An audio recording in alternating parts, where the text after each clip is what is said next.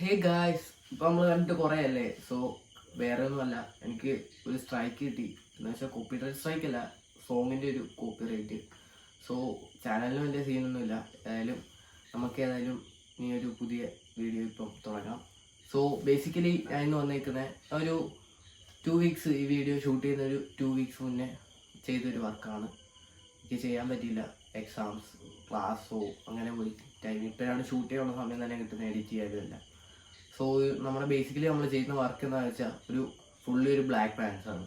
നിങ്ങളിപ്പോൾ സ്ക്രീനിൽ കാണുന്നുണ്ടാവും, ഒരു ബ്ലാക്ക് പാൻസ് നമ്മൾ ചെയ്തെടുക്കുമ്പോൾ ഫാബ്രിക് എടുത്ത് കട്ട് ചെയ്ത് പാറ്റേൺ വരെ നമ്മൾ സെറ്റ് ചെയ്ത് ഫുള്ള് നമ്മളത് ചെയ്തെടുക്കാൻ പോവാം. സോ നമ്മൾ ബേസിക്കലി ഇത് ചെയ്തതെന്ന് വെച്ചാൽ, ഞാൻ ഒരു ദിവസം ഇങ്ങനെ വെറുതെ ഇരിക്കുന്ന സമയത്ത് ഇൻസ്റ്റാഗ്രാമിൽ എൻ്റെ ഒരു ഫ്രണ്ട് ഉണ്ട്, വിൻറ്റേജ് ഒരു തീമി പോസ്റ്റൊക്കെ ഇടുന്ന ഒരു ഫ്രണ്ടാണ്, അശ്വിൻ എന്നാണ് പേര്. ആ ചേട്ടനാണെങ്കിൽ കുറച്ച് പോസ്റ്റ് ഇടുന്നുണ്ടായി. അന്നേരം ഞാൻ നോക്കുന്ന സമയത്ത് റെഗുലർലി ഇങ്ങനെ ഒരു ബ്ലാക്ക് പാൻറ്റ് കുറച്ച് ഓവർ ലുക്കിൽ വരുന്ന ഒരു വിൻറ്റേജ് ഫെയ്ഡിങ്ങും ഒരു ഷെയ്ഡൊക്കെ വരുന്ന എല്ലാ ടീസിൻ്റെയും കൂടെ പോകുന്ന ഒരു പാൻസ്, കുറച്ച് ഫങ്കി ഒരു ഫിറ്റ് വരുന്നത്. സോ ഇത് ഞാൻ വേറെ എൻ്റെ ഒരു ഫ്രണ്ട് വിഷ്ണു എന്ന് പറഞ്ഞ, സോ അവൻ 10th പഠിക്കുന്നത്. അവനൊരു വിൻറ്റേജ് ഒരു കൾച്ചറിലോട്ടുള്ള ആളാണ്. സോ അവനും ഇത് വെയർ ചെയ്യുന്നുണ്ട്, സെന്ത് ബ്രോ വെയർ ചെയ്യുന്നുണ്ട്. ഓൾമോസ്റ്റ് കുറേ ത്രിഫ്റ്റേഴ്സ് ആൻഡ് വിൻറ്റേജ് ഇത് വെയർ ചെയ്യുന്ന ഞാൻ കണ്ടിട്ടുണ്ട്. ഈ ഓവർ ഫങ്കി വരുന്ന ഒരു ബ്ലാക്ക് പാൻസ് ചോദിക്കുന്ന സമയത്തല്ല ഇവർക്ക് ലിങ്കോ കാര്യങ്ങളോ പേജോ ഒന്നുമില്ല ഇവർ മേടിച്ചേക്കുന്നത്. എല്ലാം ഇവർ അളവ് കൊടുത്ത് ടൈലേഴ്സിനെ കൊണ്ട് ചെയ്യിപ്പിച്ചേക്കുക.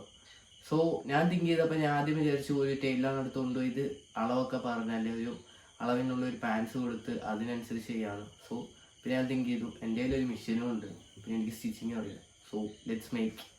അതുകൊണ്ട് നമ്മൾ ആ ഒരു പാൻറ് മേക്ക് ചെയ്തെടുക്കാൻ പോവാണ്. എൻ്റെ കുറച്ച് പിക്സ് ഞാനിങ്ങനെ കൊടുക്കാം, ഇങ്ങനെ പോകുന്നുണ്ടാവും നിങ്ങൾ സ്ക്രീനിൽ കൂടെ. സോ ആ ഒരു രീതിയിലുള്ള ഒരു പാൻസാണ് നമ്മളിവിടെ മേക്ക് ചെയ്യുന്നത്. ഏതായാലും നേരെ നമുക്ക് വീഡിയോയിലോട്ട് പോകാം. പാറ്റേൺ ഉൾപ്പെടെ നമ്മൾ ചെയ്തിരിക്കുന്നത് നമ്മൾ വേറൊരു പാൻസിൽ നിന്നാണ്. അത് നമ്മളൊരു ഫ്രണ്ട് ഉണ്ട്, ആകാശ് എന്ന് പറയുന്നത്. സോ പുള്ളിയോട് നമ്മൾ ചോദിച്ച്, പുള്ളി ഒരു പാൻസ് ചെയ്തിട്ടുണ്ട്, പുള്ളിയോട് ചോദിച്ചു. പിന്നെ ആദിൽ നീയോ.